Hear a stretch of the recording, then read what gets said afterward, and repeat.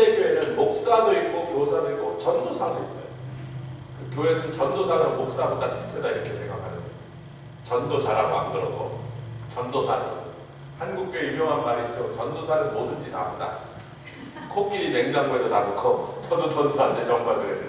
목사님 시키면 다 했어요. 그게 뭐든지 다 했어요. 근데 사도는 없고 선지자는 없어요. 아니 신약교회는 그런 게 없다면 에베소 4장에 뭐 이렇게 찾으시나요? 에베소 4장에 그런 말을 언급할 필요가 없잖아요. 근데 분명히 신약교회에 선지자와 사도가 있었는데 언제부터 교회에서 그 직분들이 없어졌죠? 당연히 로마 캐톨릭에서 없어졌어요. 로마 캐톨릭이 교황권을 중심으로 이 교권 확립으로 나가기 전에는 선지자와 사도가 교회의 중요한, 아니 제일 중요한 위치로 있어요.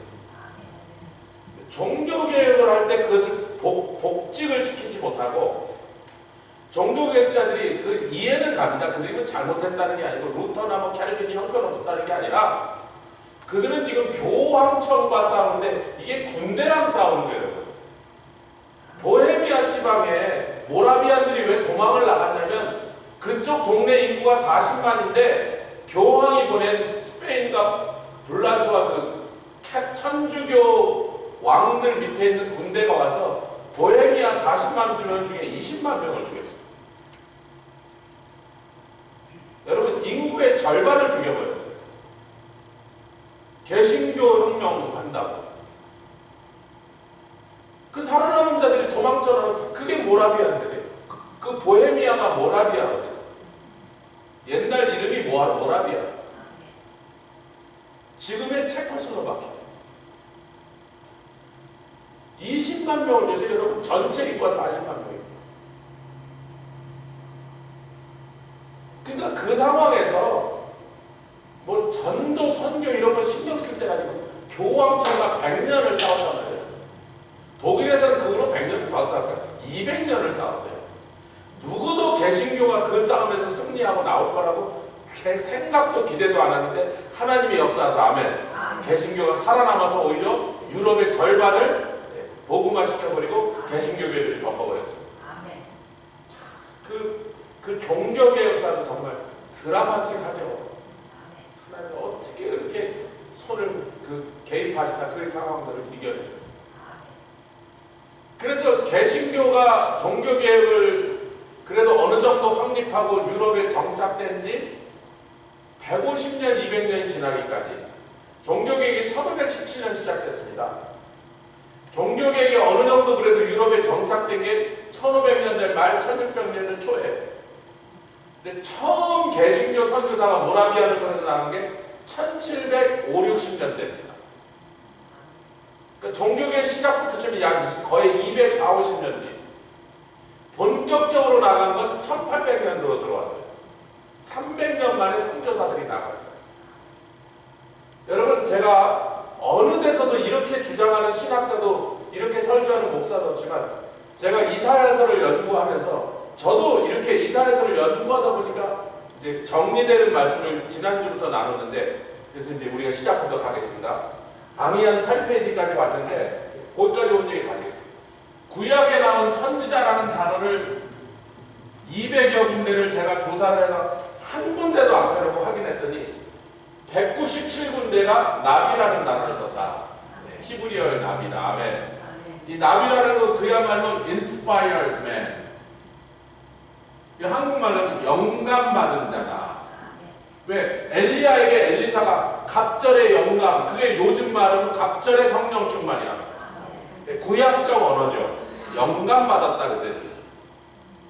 그럼 성령 받았다 그런 뜻인데 오늘날로 하면 성령 세례 받았다 이렇게 우리는 좀 더 명확하게 성령 세례 받았다 표현하는데 하여튼 성령을 받은 사람이다. 예레미야가 뭐라 그래요? 예레미야가 주여 슬프도소이다 나는 아이라 말할 줄 모르나이다. 선지자 하라고 하는 사람마다 주여 보낼 자를 보내시옵소서. 딴 사람을 찾으십시오. 나는 모세도 그랬죠. 아모스도 그랬죠. 요나도 싫다고 니느웨로 도망갔죠. 아니라고 그러는데 예레미야가 그렇게 말했대. 슬프도소이다 나는 아이로소이다 말할 줄을 모르나이다. 저는 자격이 안 되나이다. 전 지식이 짧고 뭐 재주도 없고. 그때 하나님께서 한 말씀을 하더니 당신의 손을 예레미야 입술에 대시고 이사야서 6장에 우시아 왕이 죽던 해 성전에 열리고 스랍들이 가서 성전 제단에 있는 화로에서 숯불에다가 해서 이사야의 입술에 대시고. 여러분 똑같은 사건이거든요. 그 다음에 그래. 자 예레미야야 내 말이 내 입술에 있으니. 다른 자격 요건이 있었어요. 하나님의 말씀이 우리 입술에 있으면 하나님은 그게 선지자라는 거예요. 제가 오늘날 교회가 선지자와 사도 직분이 없어졌다는 사실을 지금 그 얘기를 하면서 하나님이 보실 때 뭐 캐톨릭이 무슨 짓을 했던 종교개혁자들이 그 포인트를 놓쳤던 말든 다시 개신교 선교 역사가 시작돼서 1700년대 말부터 모라비안들, 그 다음에 웨슬리안들, 감리교도들이 나가기 시작하고 그 다음부터 뭐 허드슨 테일러니 여러 선교사들, 우리가 아는 선교사들이 나갔는데 그걸 우리는 뭐라고 부르냐면 요즘 근대 시대는 선교사라고. 요즘은 선교사라고 불러요. 근데 이제 여기서부터 다시 출발하자는 거예요. 나비라고 불러서 성령이 임하면. 왜냐면 성령이 임한, 왜냐면이 아니라 그런데 이 성령이 임한 사람들이 성령을 받았다는 표시가 꼭 뭘로 나타나면 예언으로 나타났다. 사울도 예언하는 자 중에 하나더라. 그래서 속담에서 사울도 예언하더라. 그렇게 말이 된다. 성령이 임한 표시가 그냥 예언이 터져버렸어요. 엘닷과 메닷은요, 모세 앞에서 반역하고 덤비고 있었는데 그들이 불의한 상태에 있었음에도 불구하고 성령이 임하니까 그 불의한 상태에서 제일 먼저 그냥 예언부터 터져버렸어요. 그 예언이 터지니까 저 사람들도 성령 받았네. 그 맛이 없어요. 아멘. 그래서 이게 오리지널 개념이 성령 받으면 예언이 터졌다. 그 사람을 선지자로 불렀다는 거예요. 그런데 이 선지자라고 하는 데 있어서 갑자기 코세우라고 하는 단어도 선지자라는 뜻으로 한번 사용됐는데 대부분은 구약의 코세우라는 단어가 쓰인 단어가 한국말의 대부분은 선견자로 번역이 됐습니다. 빨리 아멘합시다.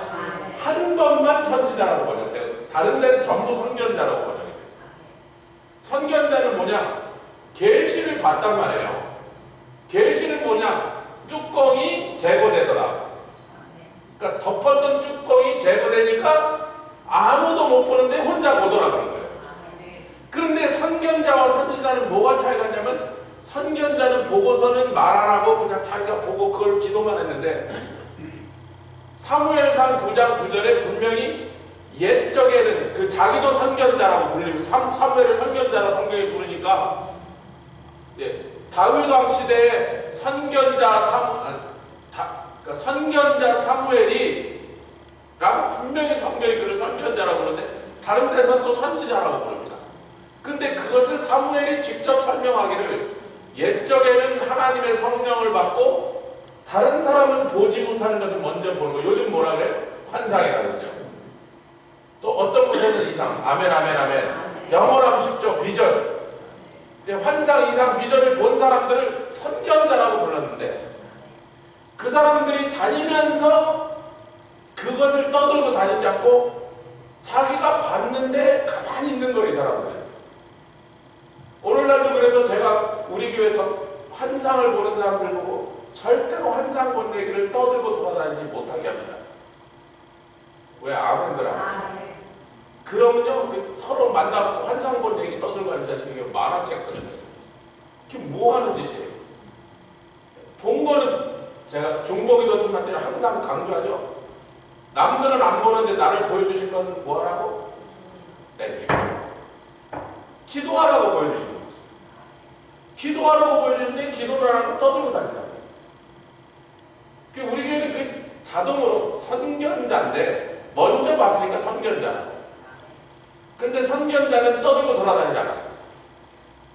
그런데 왕이 세워지는 지금 왕 사무엘을 등장시키는 사무엘서 9장에서 왕정 제도로 옮겨가면서 사사가 아니고 왕이 다스리는 시대가 되니까 왕 한 사람이 결정하는 것이 이제는 이스라엘 전체 민족과 국가의 운명을 결정하는 일. 그 사람이 이렇게 하면 그냥 나라가 막 엉망이 되기도 하고 잘 이끌고 하면 하나님 앞에, 그러니까 왕 한 사람이 어떻게 결정하느냐에 따라서 나라가 막 엎어지기도 하고 일어나기도 하고 망하기도 하고 살기도 하니까 그 중요한 결정을 혼자서 다 하는 왕에게 하나님께 그 왕을 바로 하나님의 말씀을 인도하게 하시기 위하여 선지자를 왕궁으로 들여보냅니다.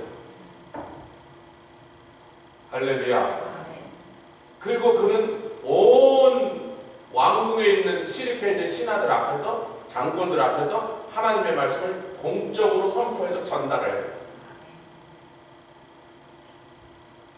그러니까 선견자와 선지자는 사실은 똑같은 일을 겪었는데 왕 앞에 가서 공중 앞에서 목숨을 걸고 왕이 싫어하든 좋아하든 말든, 아멘, 왕이 받아들이든 거부하든, 왕이 상을 주든 모가지를 자르든 상관없이 하나님이 전한 말씀을 자기 목줄을 걸고 선포해버린 사람은 선지자예요. 그래서 오늘날 선지자들이 틀려도 사과도 안 하고 해명도 안 하고 회개도 안 하는 사람들은 선지자가 아니거든요. 선지자는 이 말씀대로 안 되면요 내 목을 자르시옵소서 하고 말한 사람이에요. 그것이 진짜 선지자, 가짜 선지자를 가르는 첫 번째입니다. 당신이 한번 예언한 말이 틀리면 목을 내놓겠느냐? 옛날에 선지자들이 말했는데 틀리면 어떡하라고 했어요? 돌로 쳐 죽이라고 했잖아요. 그런데 이 선지자가 한 말이 맞아도 대부분 죽었어요. 왜? 주로 왕이 기분 나쁜 얘기야. 빨리 안녕합시다. 그러니까 선지자는 맞아도 죽고 틀려도 죽고, 맞으면 왕이 기분 나쁘다고 목을 자르고 틀리면 돌 맞아 죽고. 옆에 계시면 웬만하면 선지자 하지 맙시다. 우리 교회 환상 보는 사람은요 세고 셌습니다. 너무 많아서 내가 누군지 다 말도 안 해. 근데 괜찮아. 보고서 뭐 하면 돼요? 조용히 기도하고. 기도하라고 보여주셨단 말이에요. 말하라고 보여주신 게 아니고. 할렐루야. 그 많은 얘기를 여러분이 받은 한 장을 우리가 일주일 단위로 책을 한 권씩 내와야 되는데 그걸 어떻게 다 얘기를 해? 뭐 하려고 얘기를 해요? 아무 가치도 없습니다. 보여주신 것은 기도하라고 주시고, 그게 선견자예요. 할렐루야. 그리고 그것을 계시라고 부릅니다. 아멘. 아무도 못 보는데 혼자 받고 다른 사람이 알기 전에 먼저 봤다는 걸 계시라고.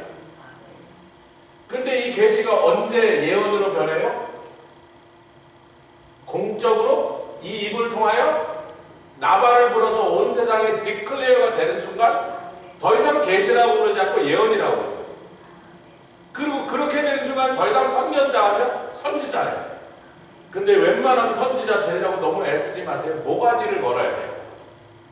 맞으면 왕한테 칼로 맞아 죽고 틀리면 백성들한테 돌로 맞아 죽고. 그래서 예수님이 그러시잖아요. 아벨로부터 사가랴까지 대부분의 선지자가 맞아 죽었습니다. 오늘날 그렇게 선지자적인 좋아하는 이 시대는 타락한 시대이기 틀림없어요. 왜? 틀려도 안 죽을 거거든. 안 맞아도 지가 하나님께 들어서 하나님 그랬다고 말을 해놓고도 그게 안 맞아도 사과도 안 할 거고 해명도 안 할 거고 책임도 안 질 거고 맞아 죽지도 않을 거니까 선지자가 설치고 다니는 거예요. 가짜 선지자. 아멘. 아니 확실하게 정리가 되잖아요, 여러분. 지금 말씀으로 정리하고 있는 거죠. 그런데 이 선지자가 되는 사람에게, 그러니까 다른 사람은 경험하지 못한 희한한 것을 저 높은 하늘의 보좌까지 올라와서 보고 내려왔어요. 몇천 년 후의 일을 보고 왔어. 예수님이 태어나시기 전에 600년 전에 이사야가 예수님 생긴 걸 봤어요. 53장에 예수님을 그려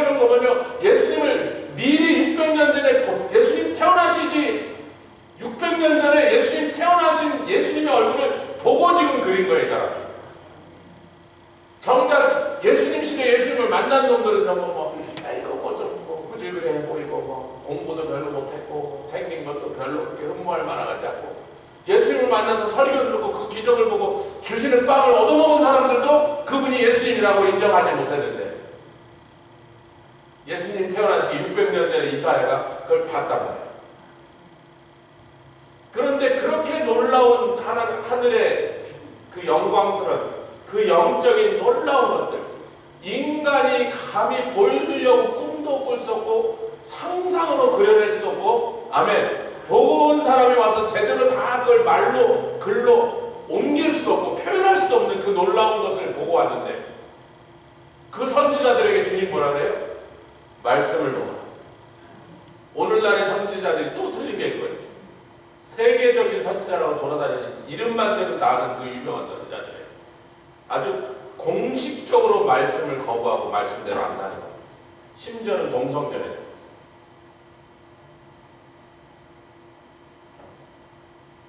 자, 같이 하겠습니다. 자기가 정하는 예언 남은 살려도 자기 모습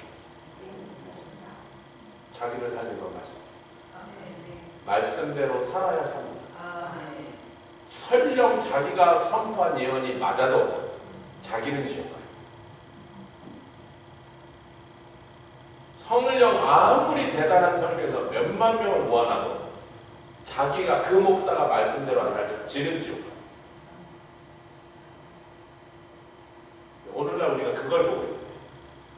첫 번째, 생명을 안 걸어. 두 번째, 자기가 전하는 예언이 자기가 선포한 예언이 막 맞으면 그걸로 됐다고 생각하는데 착각. 여러분 인간이 체험한 신비하고 신령한 체험의 가장 극치를 체험한 두 사람이 사도 요한과 에스겔이었습니다. 왜? 하나님의 보좌 앞에까지 들려 올려가서 7층 천 꼭대기에 있는 하나님의 보좌까지 가서 직접 보고 들었어요. 그리고 그들이 본 것은요 몇 천 년 후에 일어날 놀라운 일들을 보았습니다. 근데 그 두 사람에게 신령한 체험을 하면 할수록 더 강조되니까 그러든지 말든지 너는 뭘 해라? 말씀을 먹어. 아멘. 겉으로 먹지 않고 창작속까지 집어. 입에선 쓸 거요. 그래서 창작까지 다 가장 영혼의 깊은 곳까지 이 말씀을 집어넣으면 씹어서 소화하면 남에게 전하고 자기는 지옥 가는 멸망하는 일이 없이 남에게 전한 예언으로 남도 살리지만 네가 먹은 말씀으로 그 말씀이 너를 살릴 거야. 그러잖아요. 사도 바울이 내가 이 사람들이 이렇게 전하고 내가 오히려 하나님께 버림받을까 염려하더라.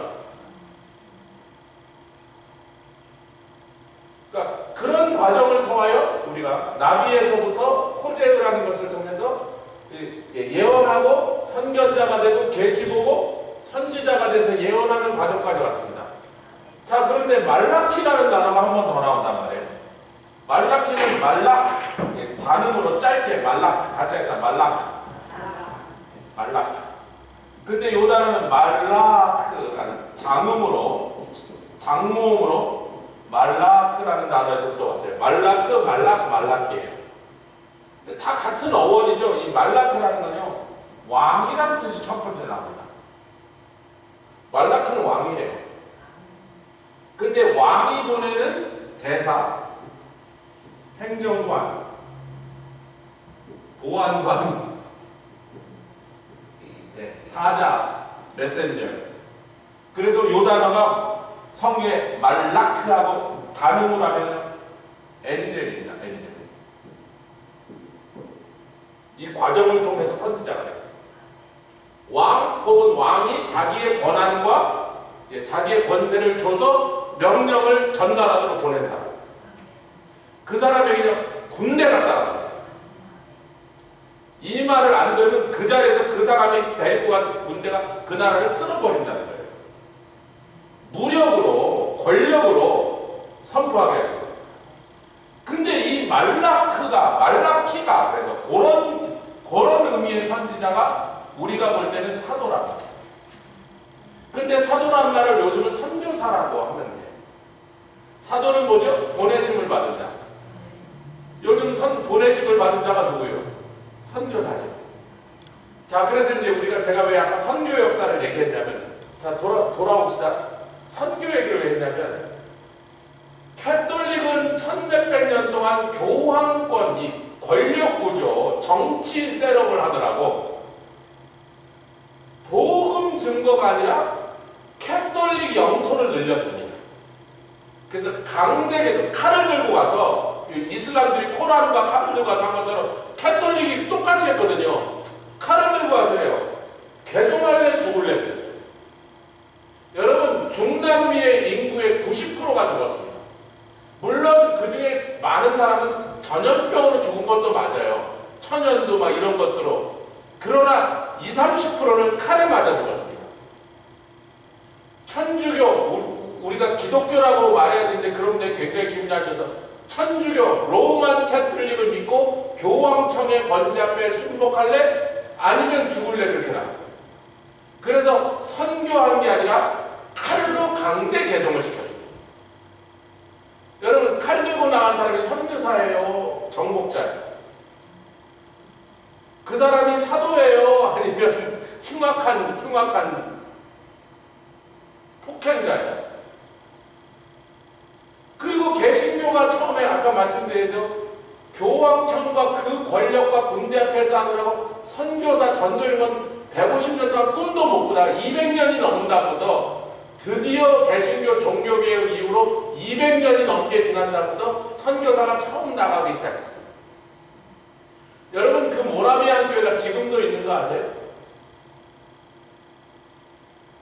그 모라비안 교회가 지금도 우리처럼 이런 목사, 전도사 이런 구조로 잘 안 가는 거 아세요?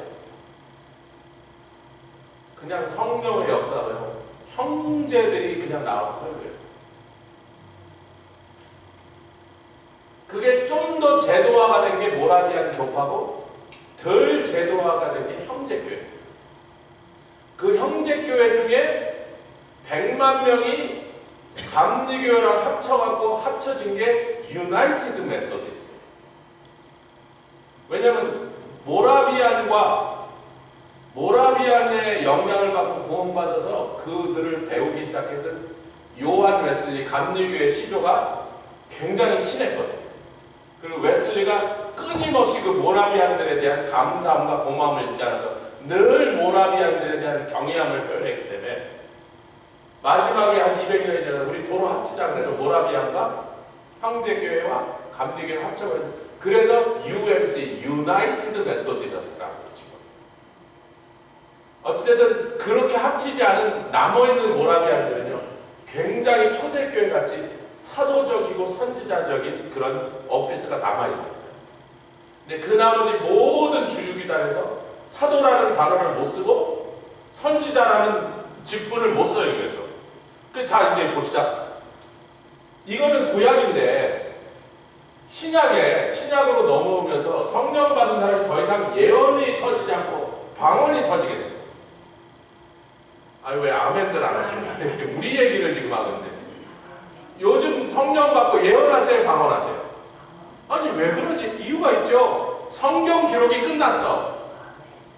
그렇게 예언이 중요하지 않아요. 옛날에는요 그들이 예언할 당시에는 예언이었는데 그들이 쓸 때는 그냥 편지였는데 그게 세월이 지나서 성경, 정경으로 고정되고 확립되었습니다. 아멘. 사도 바울의 글에 대해서 편지라고 사람들 사도 바울이 보낸 편지야 그랬는데 베드로가 아니요 성경이요 그랬어요. 그때 당시 초대교회 최고 존경받는 지도자 누가 뭐라 그래도 초대교회 최고의 권위를 가진 지도자 베드로가 바울이 보낸 편지도 성경이요 그러니까 꼼짝동짝 성경이 되는 거죠. 성경으로 인정하다는 거예요 사람들이.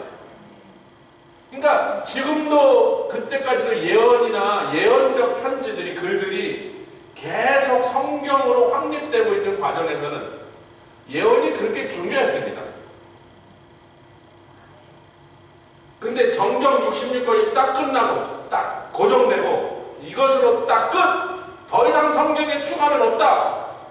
더 이상 성경에 추가가 없는 상태에서 나오는 예언은 성경의 권위 밑으로 내려가야 되고 아멘 당연히 성경의 권위보다는 훨씬 더 우리가 예. 그렇게 성경에 집중하면 돼요. 이제는 방언이 나오겠어요. 그런데 방언만 하는 사람들이 오늘날 오순절파 속에 방언만 하는 사람들인데 이 사람들이 뭘 놓쳤냐면 방언은 자기에게 유익합니다. 방언과 복음 증거가 합쳐지지 않으면 방언하는 것을 통하여 복음 증거로 이렇게 사도행전 2장에 나오잖아요. 오순절 날에 급하고 강한 마음에 모인 사람들 각 사람이 임하더니 불에 혀 같은 것이 있고 모든 사람이 방언을 하더니 그 방언을 했다는 것과 바로 무슨 영화 같으면요 중간 스토리가 휙 장면이 바뀌더니 전부 나가서 복음 증거하고 있네.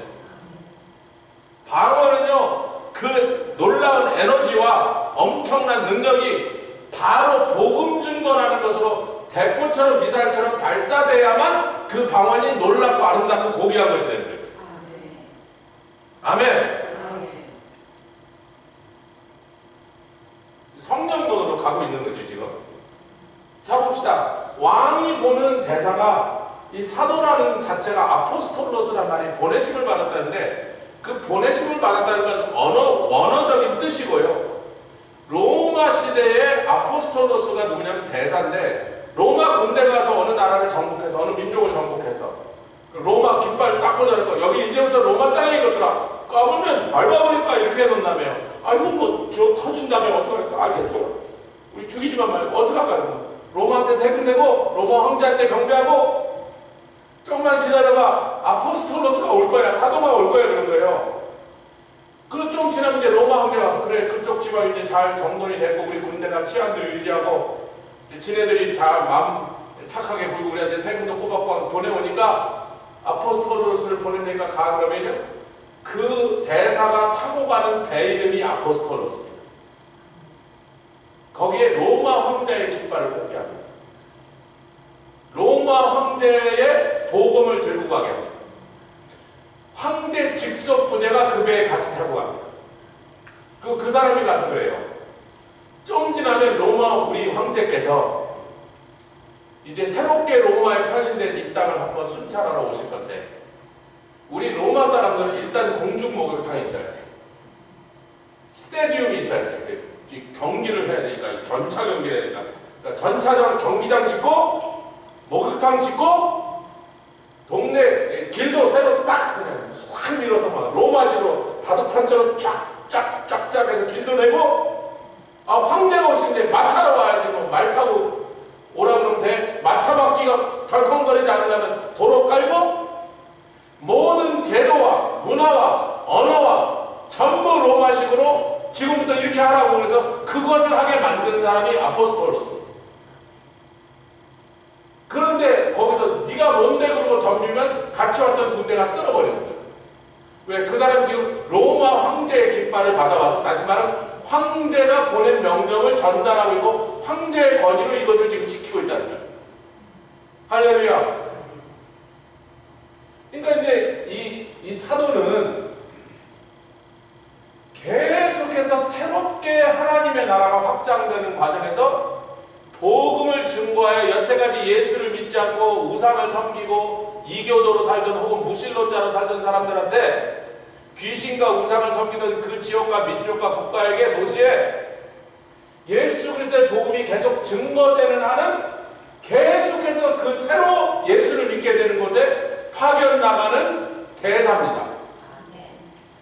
하늘나라, 세상 황제가 아니죠. 로마 황제가 아니죠. 하늘나라의 왕중의 왕이신 하나님의 법을 그들에게 가르치고 하나님 나라에서 마땅히 행할 교회에서 어떻게 해야 될지를 그들에게 가르쳐서 그렇게 하도록 만들어주는 역할. 그 권위를 갖고 파송나간 사람. 여러분 옛날에 베드로와 요한이 같이 다녔는데 둘 다 사도인데 제가 이것을 여러분들에게 좀 설명하면서 베드로는 선지자적인 기름 부으심이 있지만 선지자적인 기름 부으심을 사용하여 사도 역할을 하는 선지자적 사도고 요한도 사도지만 사도적 권위를 갖고 선지자 노릇을 하는 사도적 선지자다. 그 둘이 같이 갔더니 딱 줄이 맞더라. 서로 좋아해서 안 좋아해서 서로 굉장히 경쟁심도 있었고 질투심도 있었고 서로 좀 이렇게 좀 견제하는 사이였는데 희한하게 콤비가 맞다는 말이에요. 바울이 바나바랑 헤어진 다음에 제가 금요 집회인가 토요일날 이 말씀 나왔죠. 바나바와 심하게 다투고 나더니 신라하고 둘이 짝짝면서 나가고 바울은 바나바는 마가랑 가더라. 그런데 그 신라를 소개하면서 유다와 신라도 선지자입니다. 바울은 사도예요. 바울도요 어떤 선지자보다도 선지자적인 기름 부음이 강하시지만 그가 하는 사역의 핵심이 사도적 사역을 하니까 선지자적 기름 부음을 가진 사도였습니다. 그런데 유다와 그와 함께 간 신라가 선지자라고 성경이 굳이 밝힌 것은 베드로와 요한이 선지자적 사도와 사도적 선지자가 함께 갔을 때 뭐가 세워졌어요? 복음이 증거되었어요? 아니, 그건 빌립이 세웠어요.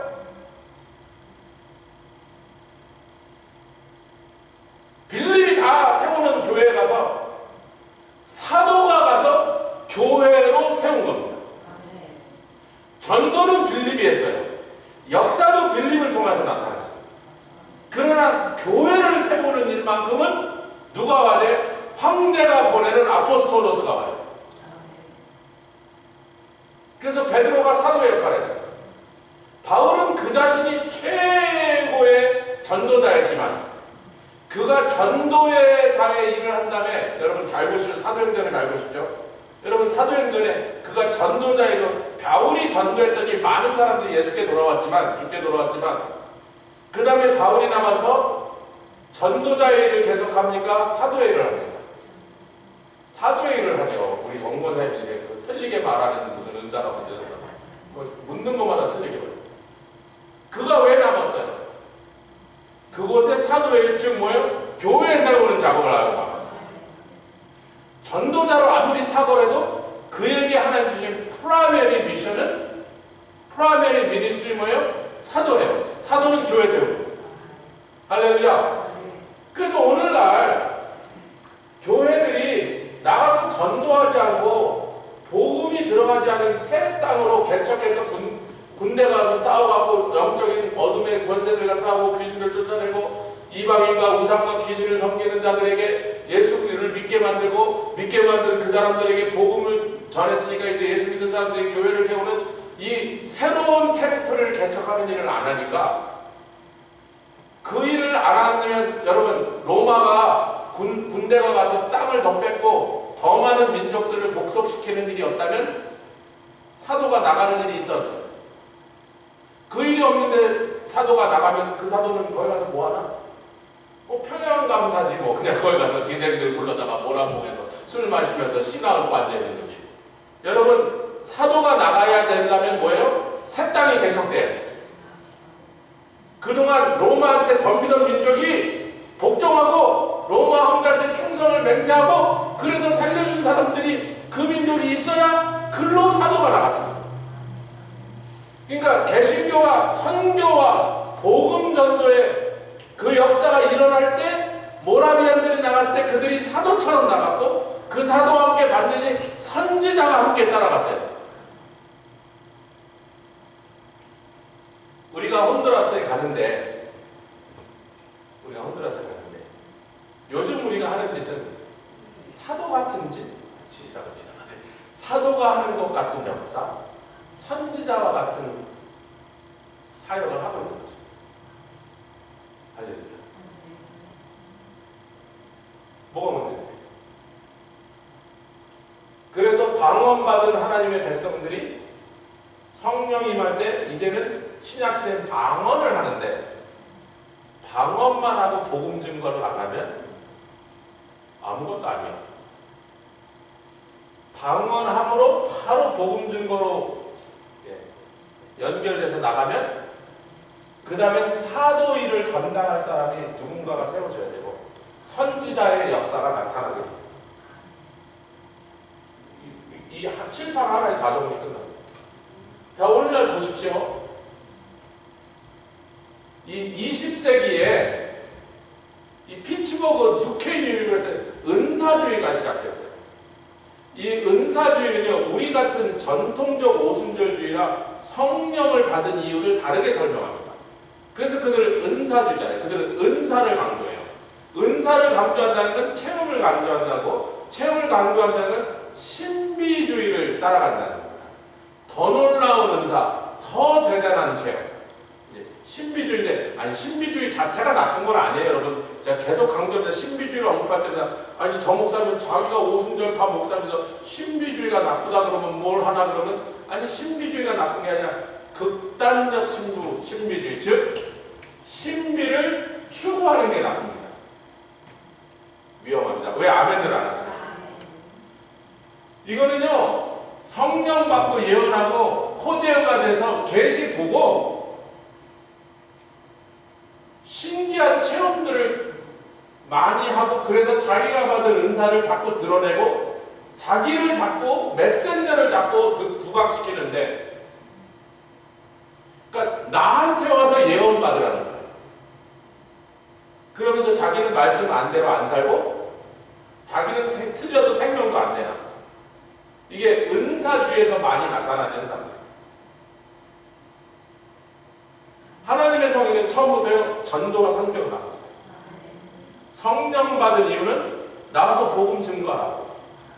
여러분 잠깐만요. 1950년대 하나님의 성회가 생긴 지 20몇 년밖에 안 됐어요. 하나님의 성회 총회장님이 전 세계 주류 교단, 정통 교단들 총회장이 모이는 회의에 가서 나도 우리 하나님의 성회 총회장인데 나도 여기 와야 되지 않나. 너는 뭔데? 그러고 쫓아냈습니다.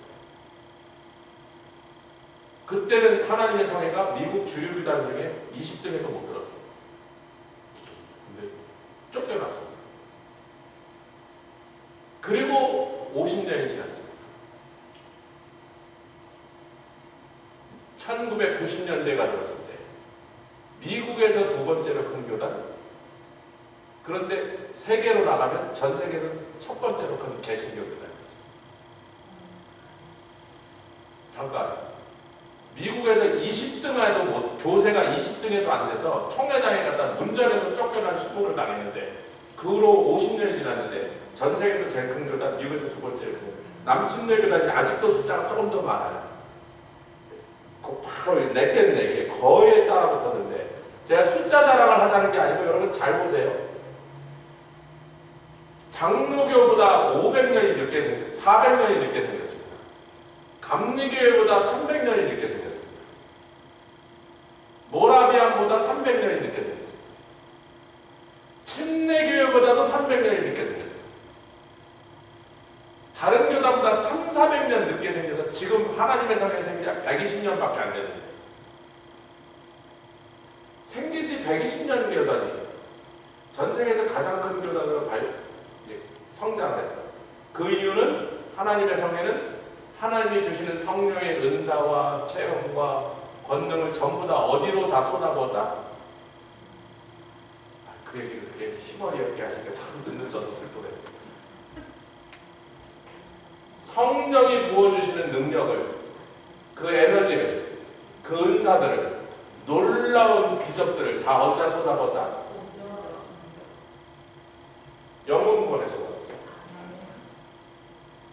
그렇다면 초대교회가 어떤 사람을, 이 사람이 이제 사도라고 말해도 전혀 불편할 일 없었고, 이 사람은 선지자라고 말해도 전혀 부담 가지 않게, 왜? 복음을 증거하고 새로운 나라, 새로운 지역에 예수 그리스도의 나라, 주님의 나라가 깃발이 꽂으면 반드시 사도가 나갔고, 그 사도와 함께 꼭 같이 간 사람이 누구예요? 선지자였습니다. 그러니까 복음을 as long as 교회가 방언만 받고 하지 말고, 은사만 자랑하지 말고, 체험만 떠들지 않고, 신비주의만 추구하지 않고, 하나님의 성령의 역사가 일어나는 순간 교회든지 개인이든지 교단이든지 바로 복음 증거로 연결돼서 나가면 한다면, 그곳에서 사도의 역사가 나타나고 선지자의 직분이 살아나는 게 뭐가 이상한데요? 오늘날 그래서 그런 걸 안 하는 교단들이, 아니 복음 증거를 한 번도 안 하는 건 아니지만 제밥에 더 관심 가서 딴 데 교권으로 나가면 카톨릭 했던 짓을 똑같이 따라가는 거예요. 총회장 누구냐는 게 더 중요하고 우리가 뭐 세가 얼마고 숫자가 그게 더 중요하고 뭐 뭘 이것저것 찾으면서 복음 증거에 전력을 기울이지 않는다면 거기서는 사도직분도 선지자직분도 인정 못하는 거예요. 이다 아니다 뭐 그런 말도 안 되는 소리 하냐고. 근데 저는 지금 이 얘기를요 초대교회에서부터 시작한 게 아니고 선견자가 활동하고 아멘 모세 시대부터 지금 시작한 얘기입니다. 이것이 성경적으로 우리 눈에 하나도 무리가 없고 깨끗하게 정리가 끝나버렸어요. 오늘날은 왜 방언이 예언보다 더 먼저 터진다고요? 성경 기록이 끝났으니까 굳이 예언이 없어도 말씀이 있으니까 충분합니다. 먹고 사는데 아무 지장 없어요. 예언은 언제 쓸까 주로? 복음을 듣고 거부하는 자들, 예수 그리스도의 십자가 복음을 듣고도 거기에 항거하는 자들에게 그들을 제압할 때 쓸 뿐이에요. 우리 교회가 예언할 수 있는 능력을 그런 기름 부심 받은 사람이 여러 명이 있어도 우리 교회에서 한 번도 우리끼리 앉아서 자 이번 주는 예언 집회합시다 안 하잖아요. 그걸 왜 해? 그게 중요해요? 나가서 복음 증거하는 게 중요해요? 제가 토요일날 전도팀 하는데 나가보시라고 제가 막 반은 협박 반은 사정하면서 한 번만 나가보시라고 그러는 이유가 뭐예요? 거기에 우리 모두의 사활이 달렸고 하면 그렇게 사도행전적인 교회를 살 때 당연히 새로 이제 혼두라스가 우리가 이제 그만 오라고 하는 소리가 나올 때가 가까이 오니까 이제 마지막 정리를 하고 있습니다. 이번에는 목사도 아니고 전도사도 아니고 신학생도 아니고 물론 찬영이가 온라인 코스로 시작을 했지만 뭐 배운 지 지금 뭐 한 3주 4주밖에 안 돼서 뭐 아직 배운 거 하나도 없어. 그런 무슨 신학 교육을 받아서가 아니라 얘네들이 적어도 복음 증거하는 일에 불타오르고 있어요. 아멘. 그 나가서 막 길거리에 나가서 모래 나가서 근데 제가 혼두라스를 이렇게 보니까 이제 목회자들도 많이 좀 자리가 잡히고 교회들도 자리가 잡히고 교회마다 이제 좀 짜임새도 생기고 찬양팀도 생기고 방송팀도 생기고 막 그러고 있는데 그 나라를 여태까지 제가 22년 다니면서 한 번도 보지 못한 게 한 사람도 길거리에 가서 노방전도하는 꼴을 본 적이 없어요. 우리만 몇 번 했어요. 근데 우리가 해도요 그 사람들이 구경만 하지 자기네들이 할 생각 안 하고 여러분 우리가 정글에 가서 막 악어 나오는 호수를 건너고 막 배가 빠져 죽고 그러면서 어디 갔다 오고 막 모기 물리니까 반바지 입었더니 다리에 막 모기들이 물는데 어느 혼두라스에 있는 현지 교회에 오라 그래서 갔어요. 우리 팀이 나갔어요. 다 나오세요. 그리고 앞에 가서 뭐 찬양도 부르고 뭐 제가 또 설교하러 설교하고 이렇게 돌았는데 목사님 어디 가서 그렇게 모기들 많이 물렸어요. 막 온몸에 모기로 물렸으니까 우리가 저 브루스 나보라라는 데 갔다 왔지 그랬더니 거기를 왜 가셨는데 그래서 우리들도 너무 위험하고 너무 오지라 가려고 꿈도 못 꾸는 데를 왜 목사님 교회가 거기 갔다 와서 그런 거 현지 교회 목사가 그 교회 목사가 괴롭죠. 아니 그게 무슨 질문이 뭐 그 10전짜리 질문 하나 이 사람아 니네들이 안 가니까 우리가 갔지 당신들이 가는데 우리가 왜 갔겠어? 그 목사님이 참 귀한 목사거든요. 우리가 쇼핑몰에서 전도하는 걸 보고 이분이 너무나 마음이 들어서 그 자리에서 들어와 갖고 우리 통역을 도와주고 설교를 해준 거예요. 길거리에서 우리를 보고 그냥 우리 팀을 보고 너무 놀래가. 그들이 우리를 만난다는데 이분이 막 담대져 갖고 막 그 동네 갱단으로 막 무시무시한 동네인데 목사님 집 벽에 교회와 집 사택 벽에 총구멍 자국이 드르르 이것들이 지나가면서 드르륵 총을 가지고 지나다녀. 오토바이 타고 가면서 목사님 집 사택 가고 그 집에 요만한 애들이 둘이 있는데 교회에다가 담벼락에다 드르륵 총을 쏘면서 지나다니 그런 데서 계시는데 벽에 구멍 이게 뭐냐 이거 총구멍. 기관총 쏜 거예요 여러분. 이게 아니고 기관총을 드르륵 쏘면서 지나다녀요. 근데도 거기서 우리가 가서 보고 우리를 만나니 너무나 애들이 뜨거워져. 막 그 깽단들 향하여 설교하는 게 제 비디오에 아직도 있습니다. 그 사람 설교. 성교사님 뭐라 그래요? 지금 너희들 깽단 그 회개하라, 마약 파는 거 회개하라 막 이러면서 지금 설교하고 이제 이 사람이 총 맞아 죽으려고 그러는데 얼마나 해야. 근데 그 목사가 그 다음 해 자기 교회 오라 그래서 저가 설교하고 우리 팀들이 나가서 찬양 부르고 그랬더니 모기 물린 자고 뭐 어디 갔다 와서 그러냐. 그래서 부르르도 아무나 갔다 왔다고 모스키티아라는데 아마 그 동네 이름이 모스키티아인가 모스키토가 하도 많아서 그런가 보다 그랬더니 막 묻더니 왜 갔네요? 아니 그게 뭐야? 왜 갔네요? 니네가 안 가니까. 근데 갑자기 얼굴이 싹 변하더니 예배 끝나서 목사님 내년에 또 가시고 또 가려고 그러지. 우리도 갈 겁니다. 목사님 교회가 피츠버그에 살고 있는 이 꼬리안들이 와서 거기 갔다 왔는데 우리가 안 가고 있다는 게 너무나 이게 말도 안 되는. 우리가 갈 겁니다. 그 다음에 진짜로 팀이 따라붙어가고 같이 가자. 우리가 갔을 때도 훨씬 고생도 덜 했는데 막 갔다 오더니 무용담 자기가 더 왔거든. 전에가 우리가 죽을 뻔했는데 그때는 아무것도 아니었는데 자기 막 죽을 뻔했고 얼마나 놀래고 배를 타고 파도가 치는데 막 작년에 비하면 아주 잔잔했는데도 막 너무 무서워서 막 자기 교회 성도들한테 가만히 있었어. 작년에 비하면 아무것도 아니었는데. 여러분 그래 놓고도 다음에 나가서 길거리 전도하라. 이번에 토요일날 웨스트버지니아에서 그 목사님이 한 번도 전도 나간 적이 없는 두 사람을 데리고 사모님까지는 네 사람이 와요. 교인들이 처음에 그 얘기했던 그렇게 싫어하다. 자기 말빨이 안 되니까 조 목사님 와서 좀 찔러달라고 해서 이제 이번 주에 와서 저는 계속 그래요. 얼마나 쉬운데. 나가기 전까지는 콜럼버스가 달걀을 올려놓는 것처럼 콜럼버스가 달걀 딱 세우기 전까지는 아무도 못해서 1000년, 2000년이라도 아무도 못했어요.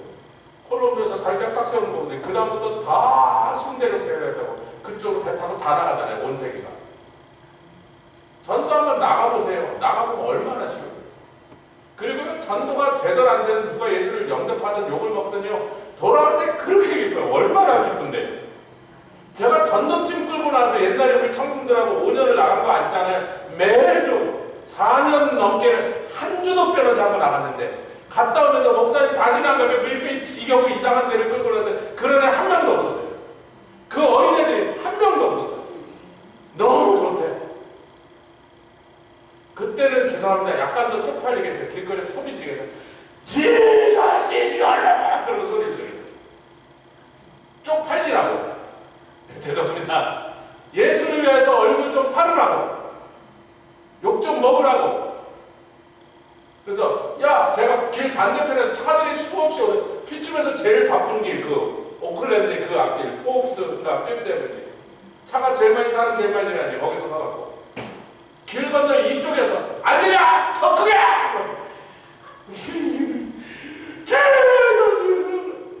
더 크게 차들이 지나가는 들도 지나가서 놀래고 이것들이 뭐야 그러고 쳐다보고. 그러고 4년 했는데 한 명도 목사님 이거 미친 짓 왜 시키세요? 남지 않나? 그런 애 한 명도 없었어. 갔다 오면서 즐거워갖고 콧노래를 부르면서 아이스크림만 하나 입에다 넣어주면 그냥 신나갖고 그러면서. 여러분 제가 이제는 4도 아침에 우리가 딱 셋업하고 9시 반부터 셋업도 10시부터 시작인데 9시 반에 4도 10시에 4도 온도가 4도라고요. 0 셀시아스 섭씨 4도가 아니고 화씨 4도면 영하 섭씨로 마이너스 20쯤 됩니다. 10시 돼서 4도야. 야, 안 올라간다 온도. 그러게요 목사님. 되게 춥네요. 10시 반이 돼서 한 명도 안 지나가. 개미 새끼도 안 지나가. 나 같아도 안 지나가. 지금 지나가겠어요 4도에. 한 명도 안 나왔어요. 야 여전히 4도다. 1도도 안 올라간다. 어떡할까요? 아유 목사님 다 셋업하고 이거 텐트 치고 막 이거 하면 얼마 있는데 더 이상 못 가거든요. 11시 됐어요. 여전히 4도 한 명도 안 지나가. 야 이제 오늘은 진짜 아무도 안 지나가. 목사님 우리가 딱 걷고 지나가 치운 다음에 그 다음에 누가 오면 어떡합니까? 약속한 12시까지 1분도 우리 먼저 철수 못합니다. 여전히 사도 여전히 한 명도 안 지나갔어요. 그래도 11시 59분까지 얘네들 안 된대요. 12시 땡 하니까 텐트 벗고 들어왔어요. 제가 걔네들을 시킨 게 아니고, 제가 이놈들하고 일찍 가면 안 돼 그러고 모른 게 아니고, 걔네들이 저를 밀어붙였어요. 안 된대. 12시까지 사람들이 12시까지 있는 줄 아니까, 하필이면 오늘 딱 왔는데 우리가 먼저 걷어가고 가면 되냐고, 예수 믿으려고 왔는데 우리가 취업하면 되냐고. 걔네들이 그래서 12시까지 채웠어요. 할렐루야. 근데 몰겐타운 교회가 이제 와서 시작하다니까 우리가 이번에 오면 제가 밥도 사줄까 막 지금 하여튼 좀 시작하게 봐. 왜? 나가면 또 해요. 그리고 나가서 해보면요, 얼마나 주님이 주신 기쁨이 있는지. 그 교회도 불이 붙을 거라고 믿습니다. 그 교회가 CNMA예요. 여러분, CNMA가 어떤 교단이냐면, 그 교단은요, 선교 크리스천 미션 앤 얼라이언스, 미션이 선교입니다. 기독교인데 우리는 선교 말고는 관심이 없는 교단이다, 그런 데예요.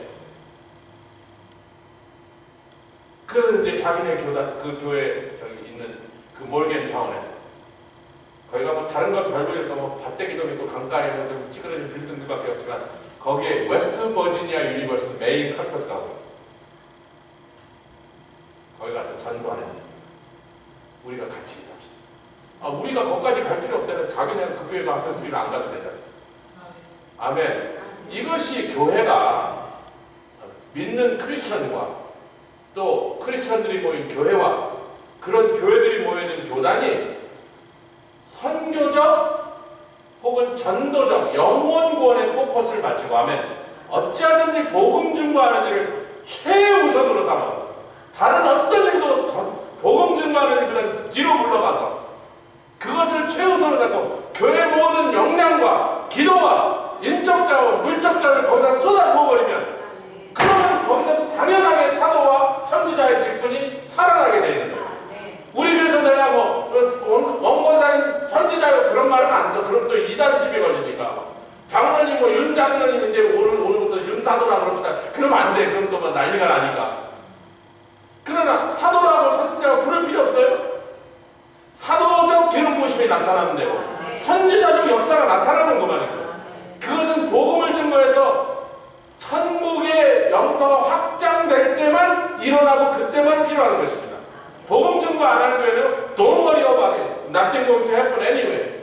사도가 무슨 필요면 선지자가 뭐 할 건데 말이에요. 복음 증거에 테리토리가 넓어지지 않으면 안 일어나는 거라니까요. 로마가 나중에 힘을 잃고요, 있던 테리토리도 뺏기기 시작했습니다. 마지막 300년이요 계속 로마가 쫄아들었습니다. 그 쫄아드는 300년 동안 사도가 한 명이라도 나갔을까 안 나갔을까요?